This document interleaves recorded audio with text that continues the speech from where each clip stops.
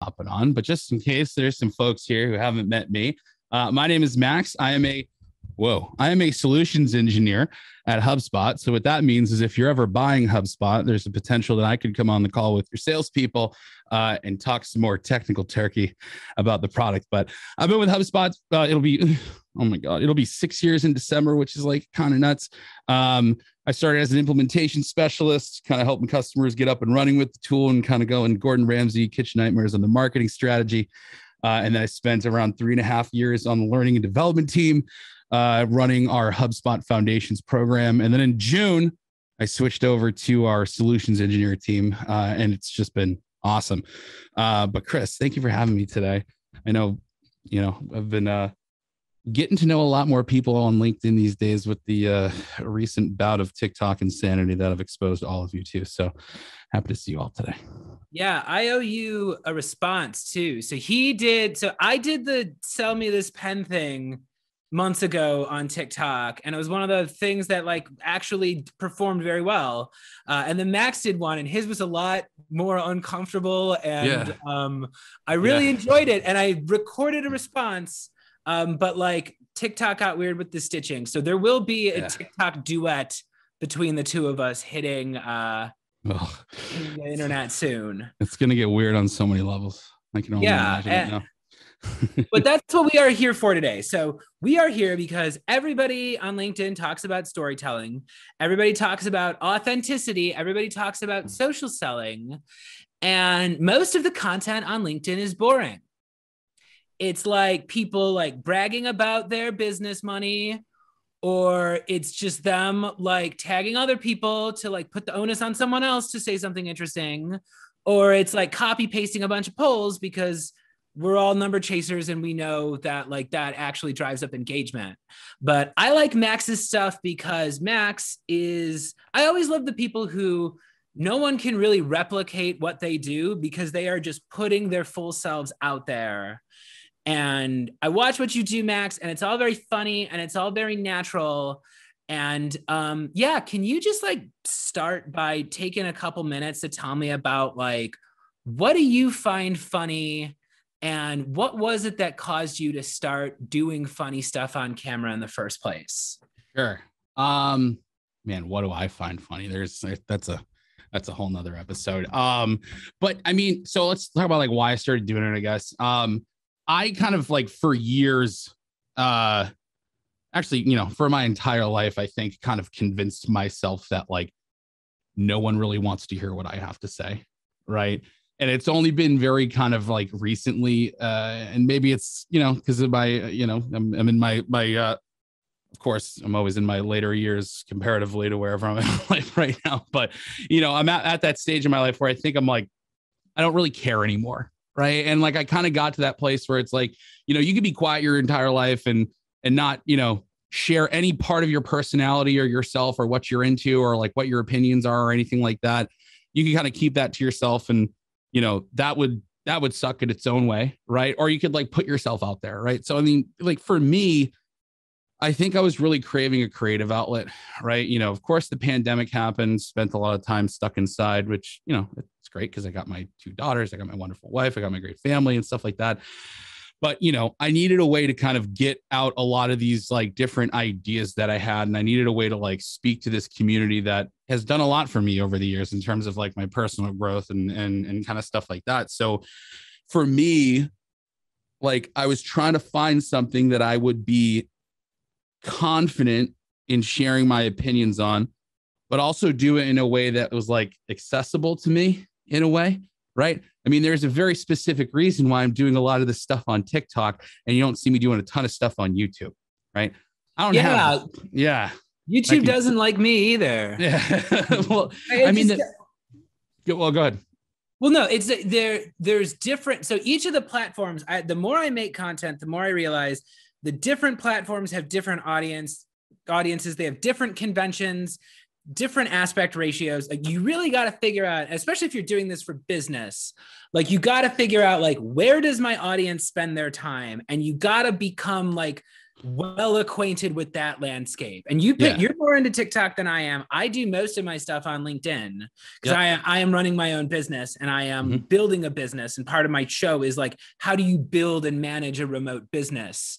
Because I am fully into the remote thing. But yeah, it's like picking your audience and understanding that in the first place. That's huge. But I think the other big takeaway here for anyone who's like joining this because they're maybe like, oh, I want to make content, right? But creating content is hard. Yeah, creating content is hard. It's the hardest part of all of like inbound, right?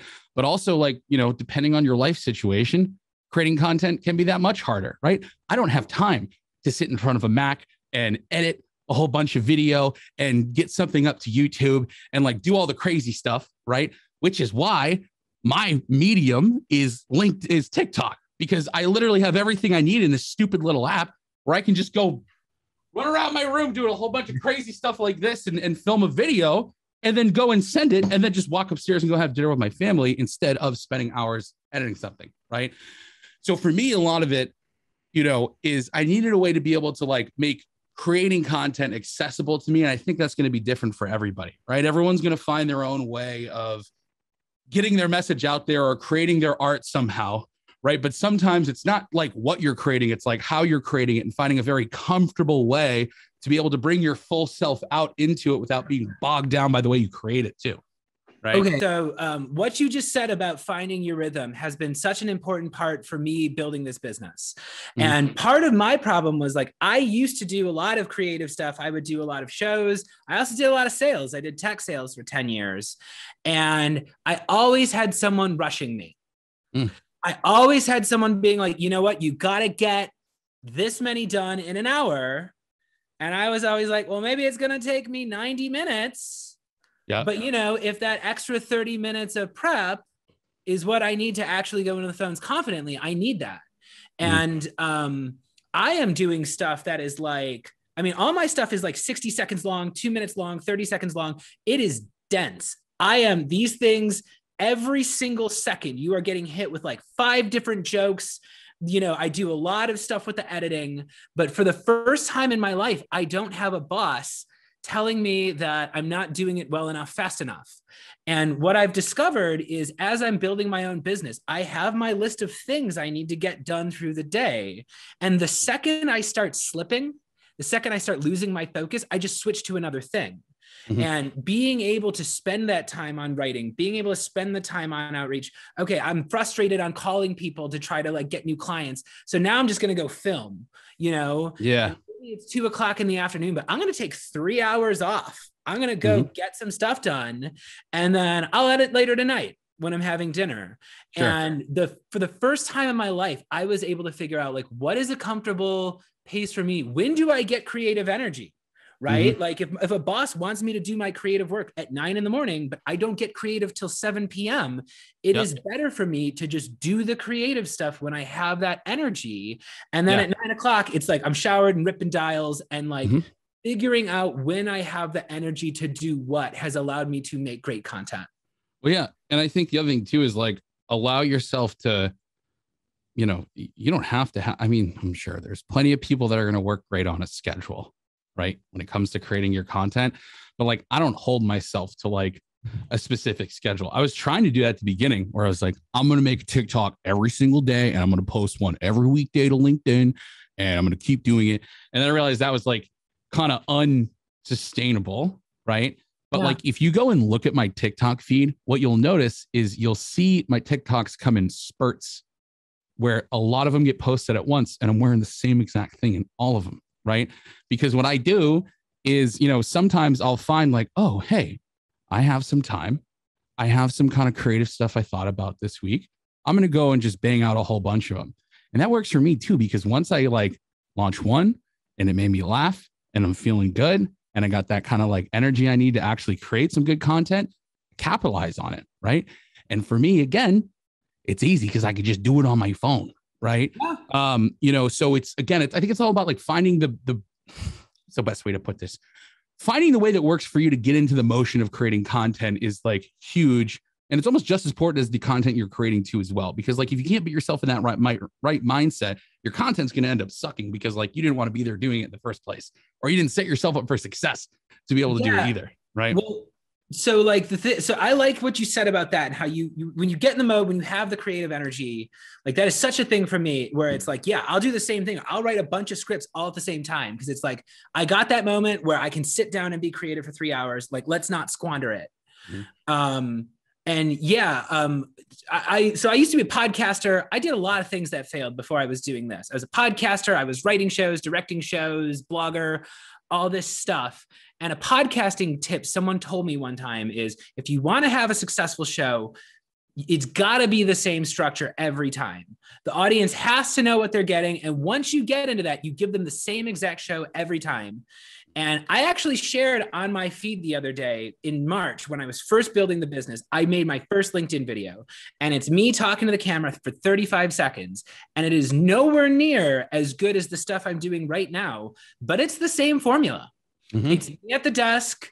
It's the kind of advice I'm giving. It's the kind of attitude I have about it. And it took me a few months before I figured out what it was, you know, and part of it was like, I started doing the business stuff, and I started sprinkling in little bits of sketch comedy, because that's what my training is in. I was a Second City guy. I was an improv guy. And I'm like, I know how to do character work. I am going to start sprinkling this in. And now I'm going to do a scene. I'm doing a lesson on cold calling. So I'm going to call this other guy, and then it's going to be me in a different costume with a different persona reacting to it. And the more I started doing that, the more people were like, I really like the sketch comedy stuff. And as I started throwing more sketch comedy in, somehow they got more educational too. And then I realized, I'm like, you know what? I was keeping all these skills in a box under my bed, because I thought I had to put that away to be a quote unquote business guy. And what I learned was, if I go out there and I'm having fun and I'm making content that people genuinely enjoy, they're like, I want that too. Like, I want to be up there on stage having fun. And yeah, I don't really have to think much about it anymore, because I just have a million ideas in notebooks and on Trello. And like, you know, it's like, when I get to the point where I'm like, all right, I need to do something this week, I got a million ideas ready to go. And it's like, what do I have? What's the quickest one I could crank out? You know, and then see, like, and I'm kind of like the polar opposite. My problem is, like, when I try to plan out a new process for myself or get into some sort of routine, I do it great the first week. And then the next week, when I have to do the same thing, it doesn't happen. Like meal prep, for example. I could go to, you know, the grocery store, get all sorts of like rice and chicken and vegetables and all this stuff, cook it up, like buy the containers and Tupperware and everything, do it real big for a week. Then, you know, Sunday, absolutely not. There's no way I'm doing it again. Right. But so like, for me, again, it's all about like staying agile. Right. And just like making it, you know, so if I'm going to create content, it's easy for me to do. I don't have to think too hard about it. I don't have to stress about it. That way I keep doing it. Right. Pushing all this content out on LinkedIn is the most consistent thing I think I've ever done in my life, besides like holding a job for like a long time. Right. Yeah. And that's because I made it that each time I have to do it, it's not a giant pain in the butt. And I don't have like negative feelings associated with going and creating that content. Right. I go, oh, I got a funny idea because of like a customer interaction I had, or a conversation I had, or like me remembering this one time when I was onboarding something and then I heard a funny sound on TikTok and I was like, that's kind of relatable. Right. And then I just go and make it when I have time. Right. And so that process like works for me. Right. But again, you got to find like, you know, what works for you. So I love that, because I have learned over the years. So when I was writing sketch shows, like most of the sketches you write, you got to rewrite and rewrite and rewrite. And some of them are on their fourth or fifth rewrite by the time they actually like get performed. But I noticed I would have these scenes and I would tinker around with them and I would change the ending a million times, and they would never go as well as the scene I came up with in 30 seconds. Yeah. And the comedy that comes fast is often the comedy that is best. Yep. And that is why a big part of my training, people look at my stuff and they're like, well, I can't do it as perfectly as you. And it's like, well, I make mistakes all the time. I just am trained enough to not call attention to them. But you actually getting up there and you just being a person who just popped on the camera for 10 seconds, when one of those lands, and when you do it enough, it will start landing. Occasionally you will just, it's always the one you don't think is going to land. It's the one, This was in blogging too. The most researched blogs I had were the ones that failed. The ones that I banged out in 20 minutes were the ones that always did great. And the more you get over the thought of it has to be perfect, the more it's like, you know what, this is a funny thing. I just said this and it made my coworkers laugh. I'm going to go and I'm going to say that on video. That is the stuff that people want. And it's this weird thing where you want to be polished enough to like have the confidence to do it. But if it's unpolished, it's real. And that's what people connect with. Yeah. And kind of since we're like still on the conversation of process, Dan asked this question in the chat, which is kind of similar to the one that George asked above. It's like, how do you keep all the random ish in your head and then find the connection to like business stuff? Like random movie scenes from 10 years ago. How are you connecting that thread? So I mean, that's a hard one. I mean, the easy answer, and like, I think I kind of have like a little bit of a, like a weird advantage here because my content is almost exclusively always done through TikTok, right? And the way TikTok is set up is it's set up in a way where people create content off of other people's content. So you're enabled to be able to use someone's sound, stitch someone's video, do a parody off of something that somebody did. Like that's the whole point. So a lot of my inspiration just comes from the mindless amount of scrolling I do in that app, which I'm not going to recommend anyone does. But for my specific medium, generally I'm scrolling through, I'm finding sounds that are funny. And then through my past experience of working in this whole inbound world, there's a lot of stuff that like, you commonly see that's very relatable, but like none of us make jokes about it because like, I don't know, like I got like inbound hat, like I have no idea why, right? But a lot of us have a lot of these shared experiences, and I know that they're shared experiences because I see them multiple times. So if I'm going through them, chances are there's a bunch. I'm sure there's plenty of like, here's a relatable HubSpot moment videos that I've made before where people are just like, what are you talking about? Right? I'm sure, but it doesn't stop me from taking a stab at it. Right. And I think it's been cool because now I'd be like, okay, cool. Maybe I'm not the only one who's experiencing that now. And I put it out there. But real quick, Chris, to answer Dan's question, what I'll do is I'll go find sounds on TikTok and then I'll favorite them. And next time I'm sitting down to do like a batch of content, I go and start to add I start by adding a sound to a video and just scrolling through the ones that I saved and being like, is there any like relatable moments or is there any like stuff that I know that like could somehow fit into this like silly, goofy sound I have or something like that. Right. And I just kind of start there. And that's where a lot of it comes from. Yeah. Well, I want to take a chance to answer that question too, because I have a different answer for that. I will say one of the best comedy lessons I ever learned is in the specific is the general, right? And when you're trying to appeal to a really general audience, if you can describe specifically what this very esoteric moment feels like, other people will be like, you know what? He's right. Yeah, he's right. And it's like, you don't know what's in a person's head, but if you can describe exactly what it feels like waiting for a bus that is not showing up, everybody who's ever waited for a bus is going to go, you know what? I do that too. And for pop culture stuff, because I do a lot of pop culture stuff in my videos, and you see like, I really go deep on the pop culture references, and pop culture parodies were actually how I learned to be a better editor, right? Because I would be like, okay, I'm going to do like one of the things I did when I first started my business was, I don't know if anybody's ever watched the Saturday Night Live sketch from the 90s, the Hurley He Boy with Adam Sandler and Chris Farley. I always loved that sketch. And I'm like, wouldn't that be funny for me to go up there and I'm going to play both characters. I'm going to be the Sandler character and the Farley character. And I had to learn how to put two of myself in the same shot.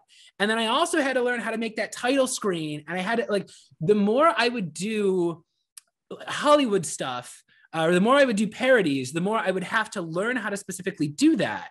But when I'm making a piece of content, if I know I loved a scene from a movie, I can just assume the audience will love it too.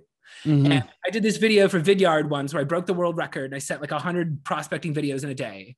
And I was just like, you know what? I have this boss character that just screams cop cliches at me. And I think that's funny. And yeah, I always think training scenes are really funny. You know, anytime you watch a thing and someone's punching the meat and they're like, I think that's so funny. And I'm like, I'm just going to do a Rocky training scene and I'm going to throw the Rocky music in there and I'm going to watch Rocky and I'm going to take notes on what he did. And all you need is a couple moments. They see you jogging, they see you running up the stairs, they see you punching, and they'll laugh. And whenever I need to figure out what a C-level executive is going to laugh at, I ask myself, what do I think is funny? I think a big record scratch sound going and everything stops. I think that's funny. Yep. So I'm just going to do that and assume the audience will find it funny too. Yeah. Well, I mean, that's the other thing too. You don't want to find yourself forcing, like there's like when a big thing that like, you know, I always talked about with marketers is like, you got to remember, you're not creating content for yourself. You're creating it for your customers. Right. But when it comes to your personal brand, you kind of have to square that away with you creating content for yourself. Right. Because in your personal brand, you're trying to put your personality out there. Right. And if you don't like your own content, that personality is not going to shine through and it's going to seem awkward and weird and forced and awful. Right. So like you almost have to kind of take a step back when you're marketing for yourself. Right. What's the sort of content I would like? Because again, that's going to be the most accurate representation of me. And I'll have fun doing it too. Right. And it'll tell people a lot about me and my personality and all that kind of stuff. Right. So, you know, I think that's where you can kind of take a lesson from inbound and kind of like modify it a little bit. Right. Because, yeah, obviously you want to make sure like you're creating stuff for your target audience, but it really kind of depends on what your intentions are, I think, behind your personal brand. Right. On that note, though, so that is a thing that I do as well. So salespeople always talk about buyer personas. And when I was building out a business, I think of them as audiences. And anytime I make a piece of content, I have several different audiences. And that's what provides a roadmap for what I'm going to do. So it's like my audience is, one of them is just salespeople, right? Anybody who's got to hit a quota, anybody who's got to manage a team, they enjoy the content. They enjoy talking about the sales stuff. I can make jokes about the little idiosyncrasies in that world. So it's like when I make a piece of content, I think what could I say to them that they would want to see? What movies do they watch? What do they like? I also have deaf people. I just recorded an interview with a deaf person. A lot of my fans are deaf. They are accessibility fans and they're fans about captions. And I figure out, okay, well, they liked X and Y and Z. How can I make another piece of content that they would like? Awkward people. A lot of my videos are about like, how do you communicate? How do you get in when somebody like won't let you talk? And I have a lot of people who are like, I'm not in sales, but I'm shy. And I enjoy your videos. And I'm like, okay, what did the shy people like? What problems do shy people run into that I could help with? And when I think of the audience first, and I'm like, okay, this is who I need to win over. I haven't made them a piece of content in a while. Then I could kind of think like, what would they like to see? What did they like that I did before? And then that helps me figure out, and the more I give to them, then that little sub audience grows. And now I'm basically growing little sub audiences. And, you know, I encourage people to think about, you know, okay, so you're a salesperson, you're also a parent, you're also a dog owner, you're also a sports fan, you know, like you have these little different elements of you and you can lean into whichever one your audience is probably going to want to see. Yeah. And Chris, I'm curious to get your perspective on Ryan's question there in the chat too, right? So he wrote, I might be waxing poetic here without intending to, but creating content that is an accurate representation of who you are is actually a really difficult thing to finally figure out and get down. It doesn't strike me as an easy thing to discover. Yeah, dude, you're right. Like it took me this long to start putting myself out there. And like, the thing is, I think the first like big video I put out there was the new main meme about someone saying, oh, I need more leads. And then I don't know, the weird Hubspot character I played kind of came out and said, oh, the marketing hub is whatever. And that got a lot of like, you know, that was like the first like video where people were like, oh, this is really funny. It's on LinkedIn. It's different. But like, I was freaking terrified before I posted that. I was terrified when I made it. I was like, what if I go and post this on LinkedIn and everyone just destroys me for it? Right. But the whole point is that I had to get something out there to see if it felt right. Because everything before I started putting content out there, it just felt wrong all the time. Because I just thought, no one really gives a shit about what I want to say. Right. Or my opinions or anything like that, until I actually tried and I got some like good feedback from it. And like, even since from there, like, I've kind of like, you know, modified and changed the way like I do things like based on how I feel about the content. I've posted videos that have then deleted because I was just like, not really on brand for me, not really kind of the message I want to put out there and not really using good judgment. Right. And like, you know, I've put stuff out there that's quickly gone away. Right. Go ahead, Chris. I don't know. So Ryan, that is a good question. And yeah, you got to try and fail. And Max is right. You got to ask for the feedback. Take the people who like it or the people who watched it and ask them like, what did you like about it? Did you learn anything? And yeah, I actually so most of my best advice does not come from LinkedIn. LinkedIn people are not as good at making content as influencers are. And I've got some mentors who they went to film school or they're influencers. And one of the things that the influencer told me that kind of surprised me is he's like, if you make a piece of content and in your heart, you know that it is good, you know that it is well made, it is a well thought idea, you did a good job executing it, and it gets nothing, no engagement, try it again a little bit later. Sometimes you drop a piece of content and a celebrity dies 10 minutes later and everybody scrolls past your thing and the algorithms go, you know what? This piece of content must not be very good.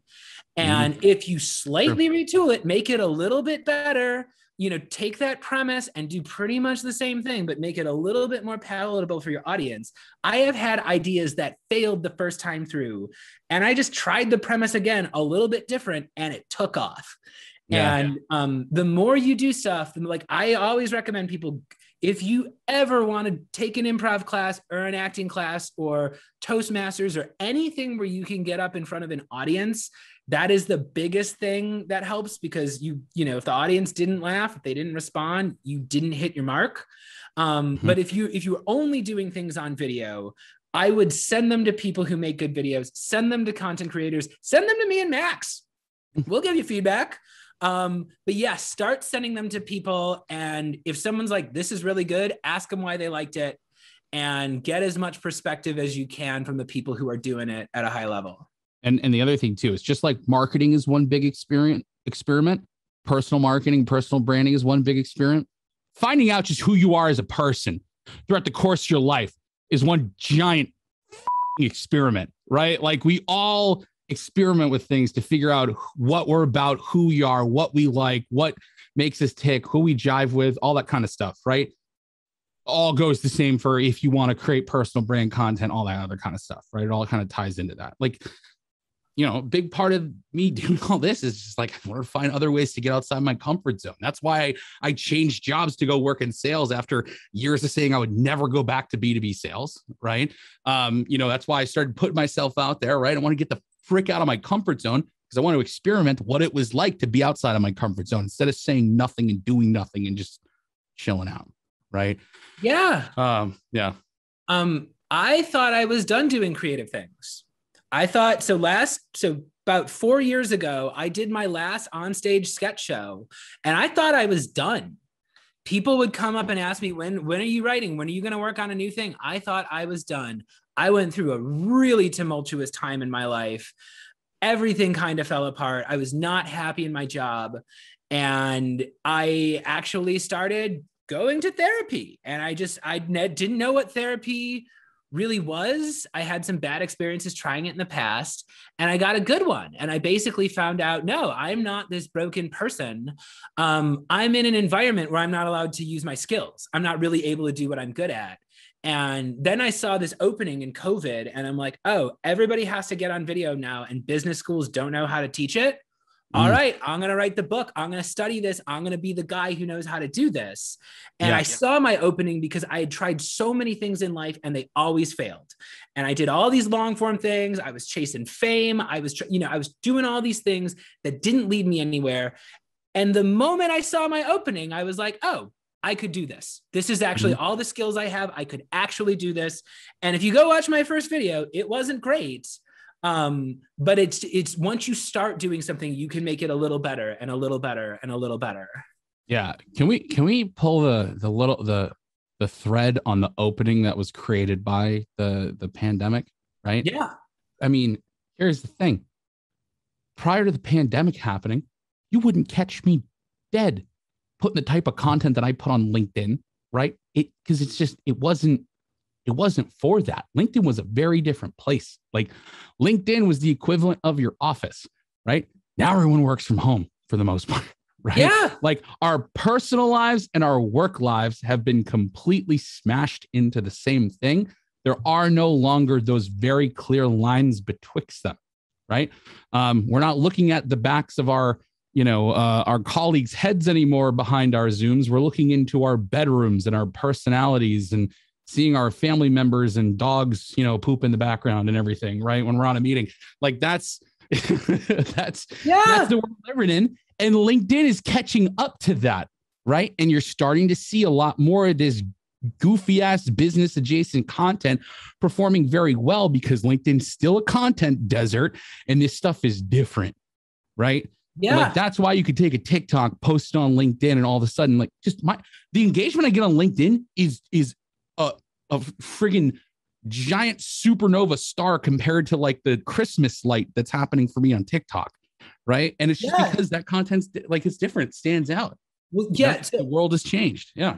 I want to jump on that too, because you are right. It is a content desert in LinkedIn. And my comedian friends, some of my comedian friends don't want to go along with the ride. I am like hiring comedians. Some of them are like, let's do it. I want to be in sketches. Some of them are like, LinkedIn, corporate stuff. And I'm like, you guys don't get it. LinkedIn is an amazing audience for entertainment for two big reasons. One, there are no children here.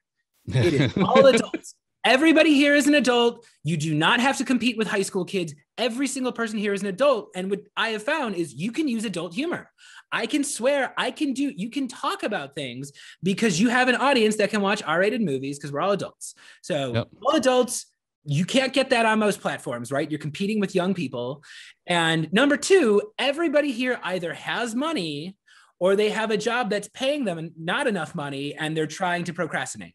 Yep. And in either case, if you're running a business, I will take either of those audiences. I will take either the people with the money who want to watch me or the people who will just give me their attention because they can't stand to work a moment longer. Yeah. And 99% of people on LinkedIn use it as a resume site. They are not here regularly. So if you have someone who is looking at your stuff every day, you have a highly engaged audience member. Yeah. People would kill for that. Performers kill for that. The funny part about LinkedIn too is that like if you don't like trolls on other platforms, what you might notice about like high performing content on LinkedIn is when a troll shows up, one, they don't show up as much because like, they're there in 4K with their real name, right?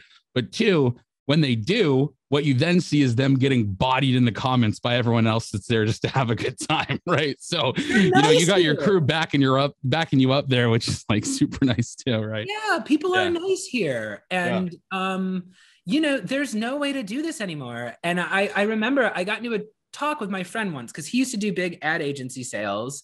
And he was telling me when he started doing it, he was in New York and he's like, my boss would tell us you have to spend at least $3,000 on your suit, because that just exudes power. If you just got this powerful suit, you're just sitting there in the room, you're the guy. And I'm like, I do the exact opposite of that. When I go talk to a CEO, I am wearing a t-shirt because the game used to be who has the best suit, who's closest to the executive in the room, who's hobnobbing with the guys before the meeting starts. Now it's who can keep your attention for 30 seconds. Mm-hmm. And the people who are doing funny, honest, authentic stuff can do that better than the people who are used to having a room pay attention to them for an hour straight because they're the guy with the biggest title and the biggest bank account. And we are all competing for attention here. And people want to go back to the old way. And it's like, guys, it's not going back to the old way. If I have my dog here, I win the attention competition because the dog is more compelling than like whatever our business meeting is supposed to be about. Yeah. It has scarred the culture in both good and bad ways, right? In ways that I think progress things along like very quickly and obviously ways that are a little bit more detrimental, right? From what we're talking about, most of it's positive, right? Because like, content I think is seen in a very different way. But yeah, it's interesting times we're living in right now for sure. All right. I want to ask you a question that I have here on the agenda because I'm curious about the answer.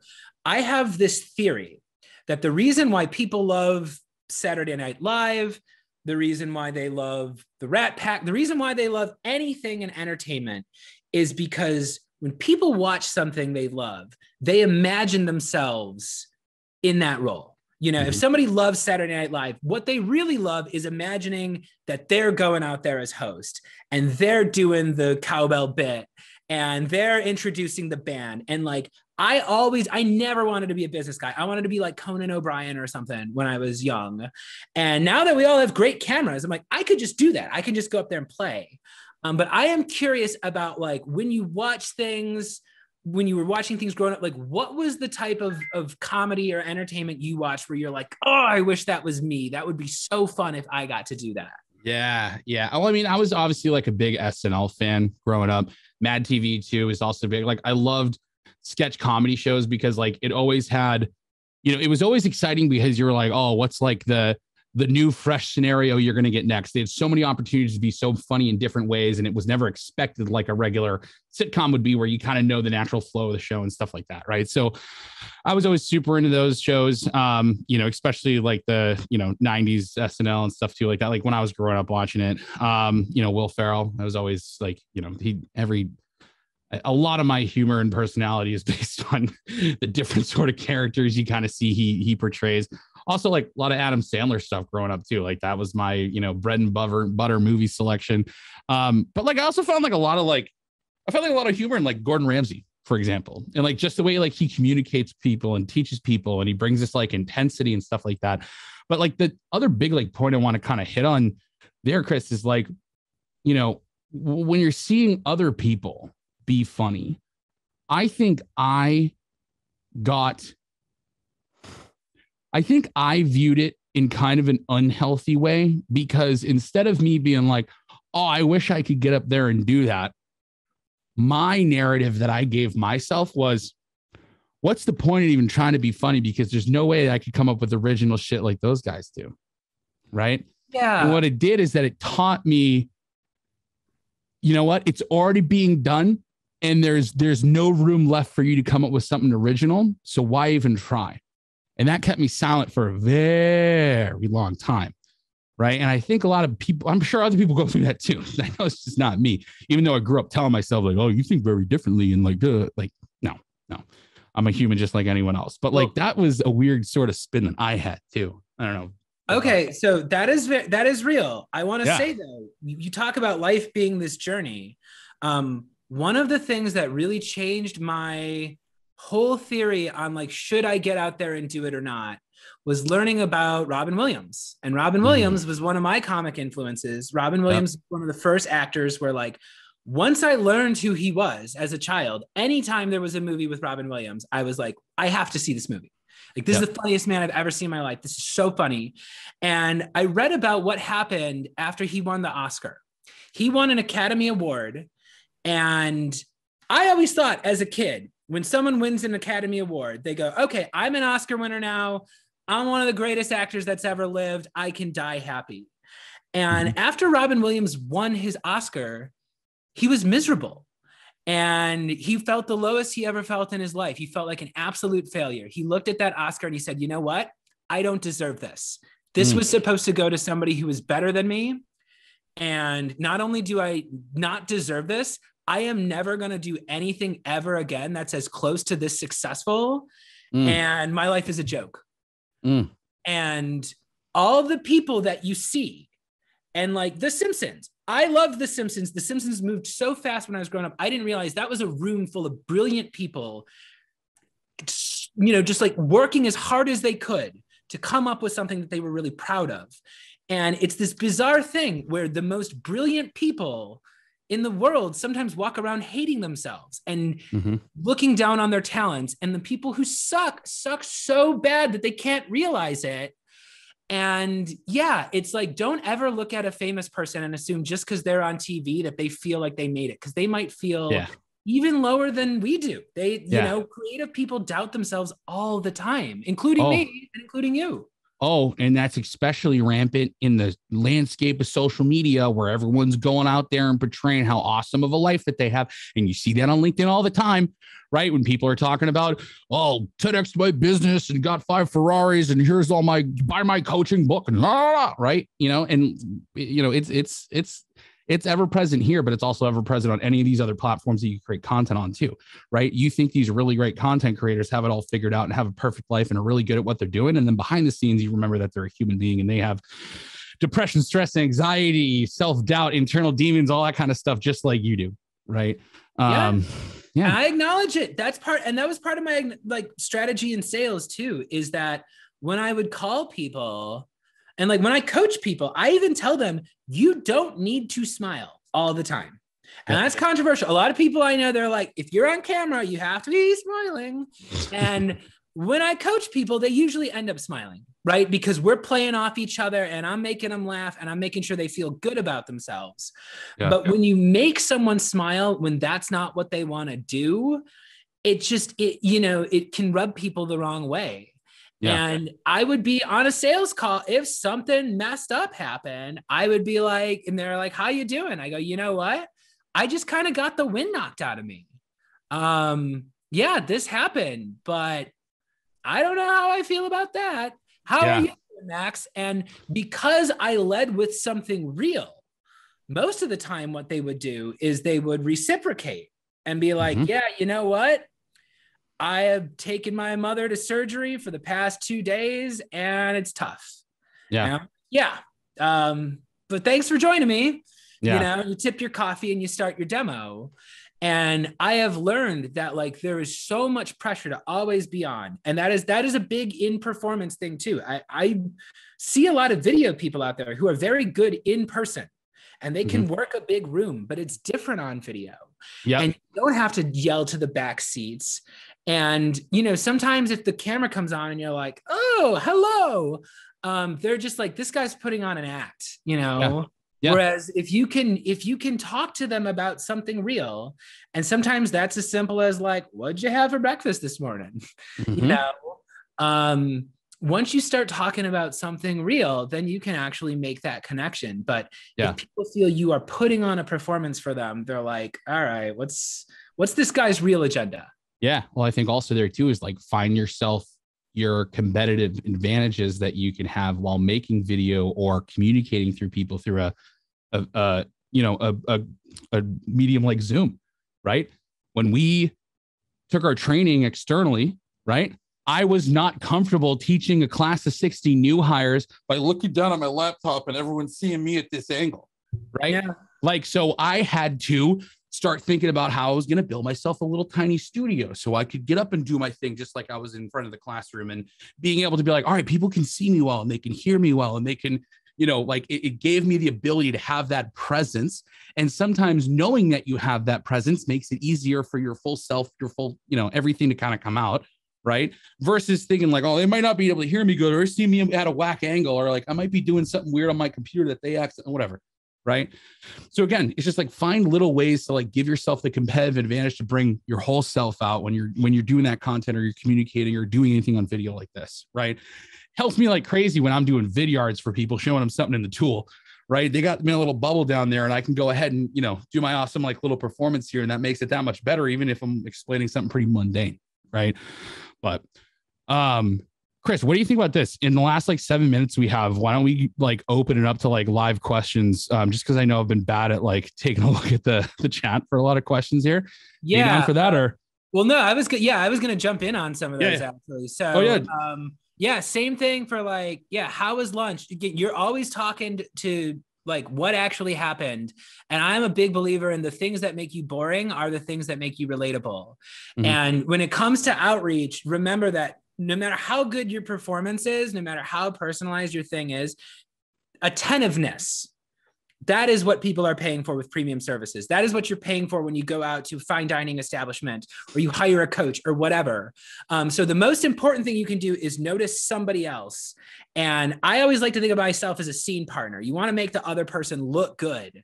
So if you're noticing them, if you are helping them look good, you're going to establish that connection. And part of that is just asking what they did today and like, oh, you ate lunch. How was that? That sounds good. So, Max, I see this one here for you. How much time do you spend editing a video before you post it? As much time as I spend shooting it. That's why I love TikTok, right? Because like when you're doing it on TikTok, like it doesn't let you go back and make a whole bunch of edits to the video. You kind of have to edit it as you shoot, right?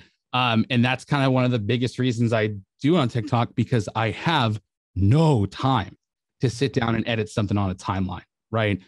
Every once in a while, you'll see me do it, but like volume of calls I have during the day as a solutions engineer. I've got the second I'm done doing my thing down here, I got to run upstairs because, my two girls are insane, right? And I got to help my wife out somehow, right? So, I personally, minimum amount of time doing it, right? And that's like I'd say, even if you are, if YouTube's going to be your medium, right, you still got to find a way to kind of like work it in, because editing takes time, especially if you want to do it like really well.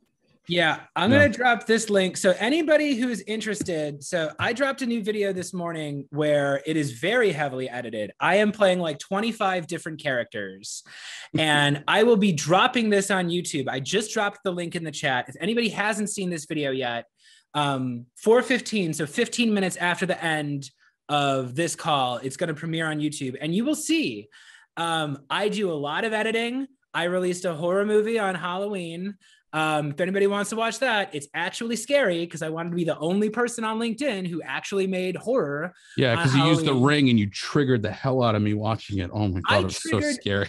A lot of people, but it was that same thing where like I am doing something patient on YouTube, and I am actually like, people who are like, you got to do it 3 times a week. But I'm like, you know what? I'm going to drop a video every week and a half, but the quality is going to be there. And if someone goes through my old repertoire, I want them to be like, wow, every single one of these had a lot of thought put into it. So if you want to see the opposite of what Max is doing, where it's like, I am thinking about how can I load as many GIFs as possible into every single frame.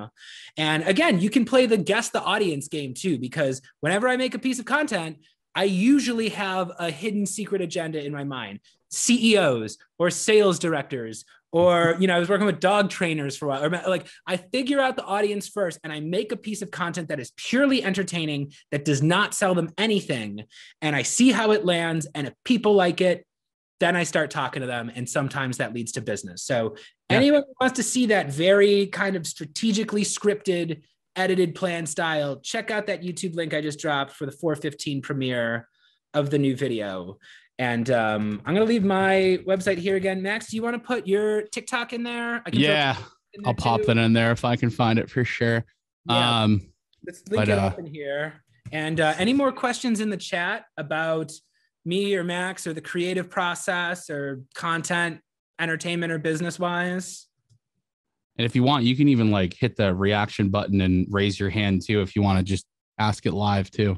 Yeah, you can do that. I'm throwing my TikTok, all my stuff. If you want to find me on Insta or TikTok or whatever, I'm Chris Sells His Soul is my name. So you can catch me wherever you look at social things. Ooh, I see Carson. And Carson, can you unmute, or do I have to do that for you? Oh, you should be able to. Can you hear me? Yeah.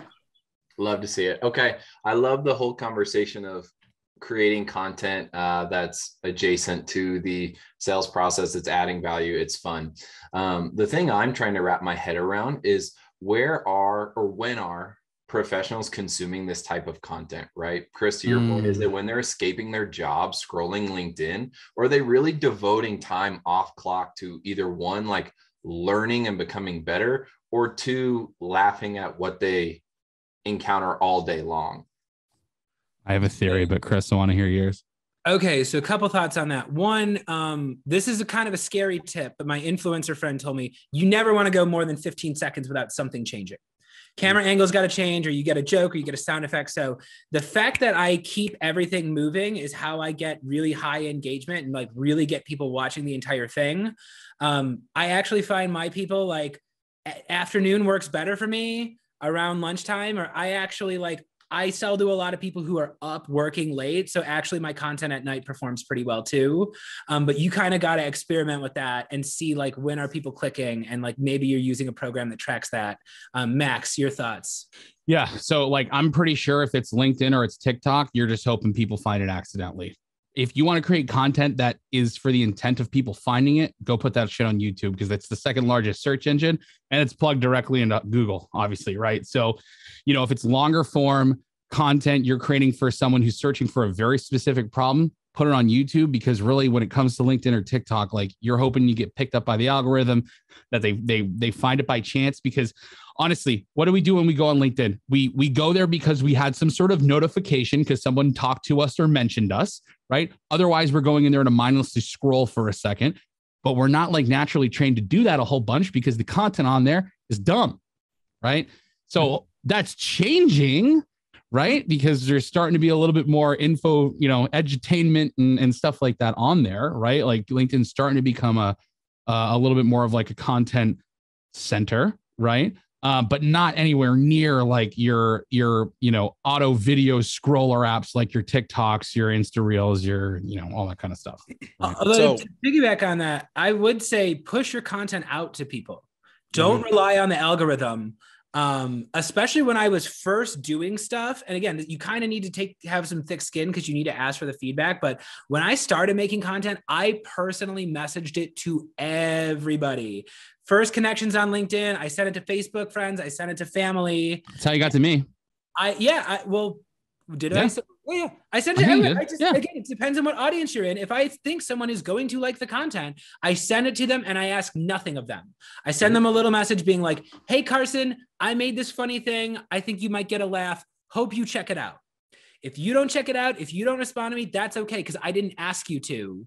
But if you start sending that and you make it easy for people to find the content and tell them, I think you'd like this because blah, blah, blah, someone's going to like the content. And if they're like, hey, Carson, that was a good job. I go, great. What did you like about it? You know, and you kind of got to like use the salesmanship to push the content out because there's a million people on LinkedIn who will tell you they know the algorithm and you got to do X amount of polls and X amount of hashtags. They change that stuff all the time.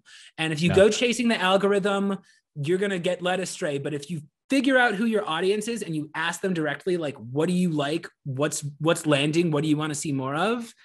They're going to tell you, you know?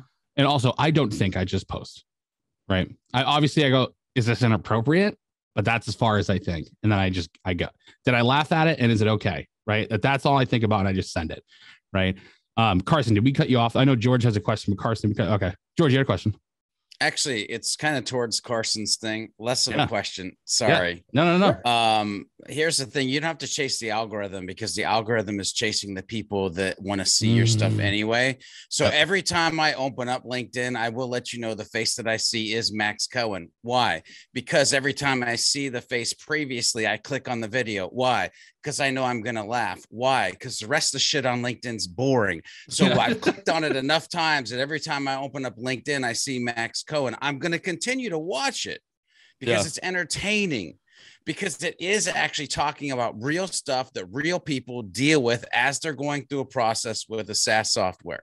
So it's authentic. It's him. And I know as packed as my day is, because Max's day is packed, I can take the minute, the 45 seconds, the 2 minutes to watch it and get back to work. So it's a relief from everything else that has been happening through the day. That's why it's successful, because it's different, it's authentic, and it fits in the time that his audience has allotted or allowed for that entertainment. For sure.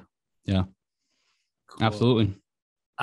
Sweet. Well, I'm going to drop one last thing here. I'm going to drop my LinkedIn page. Just if anybody's not following me here, I am in creator mode. I post every day.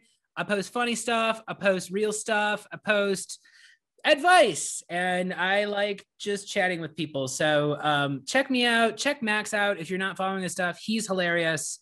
And yeah, Max, I'm just like so glad we were able to do this, man. I've been like following you and enjoying your stuff. And thank you for making stuff that's different. And thank you for helping my audience learn a little bit more about your process. Love it, man. Thanks for having me. This was super fun. And I'm glad we got to do it more intimately with the Zoom thing. I think that worked out pretty well. Yeah, I'm not even furious at StreamYard. So, George, you got